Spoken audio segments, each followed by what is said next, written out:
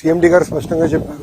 నిన్న కుమారస్వామి గారు ఇచ్చిన ఆదేశాల మేరకు ఈరోజు డేట్ మారే లోపల 25 లక్షల రూపాయలు ఫస్ట్ విడత కింద 8 మంది వాళ్ళ అకౌంట్లో డబ్బులు వేస్తూ జరుగుతుంది. ఇంతేకాదు దాని తర్వాత రావాల్సిన ఎక్స్గ్రేషియా, పిఎఫ్ అకౌంట్ నుంచి రావాల్సిన డబ్బులు, స్టీల్ ప్లాంట్ ఇవ్వాల్సిందంతా కూడా మేము మొత్తం క్యాలిక్యులేట్ చేసి ఆ కుటుంబాల అకౌంట్లో వేసే బాధ్యత ప్రభుత్వం తీసుకుంటుంది. ఇవాళ జరుగుతూ ఉన్న ఘటనలో దాదాపుగా ఇప్పటికే 9 మంది చనిపోయారు.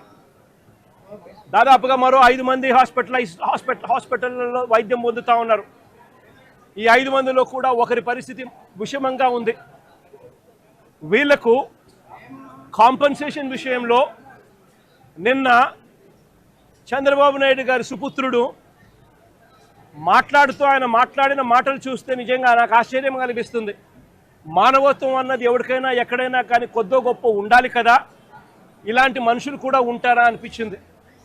నిజంగా ఆయన అంటాడు 1,72,00,000 ఇస్తా ఉన్నాము అని చెప్పి.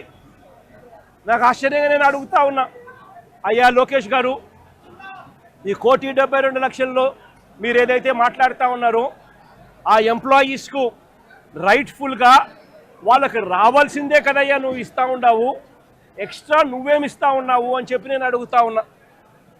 ఈ ఎంప్లాయీస్కి రావాల్సిన గ్రూప్ ఇన్సూరెన్స్ అయితేనేమి, ప్రావిడెంట్ ఫండ్ అయితేనేమి, గ్రాట్యుటీ అయితేనేమి, రిస్క్ ఇన్సూరెన్స్ అయితేనేమి,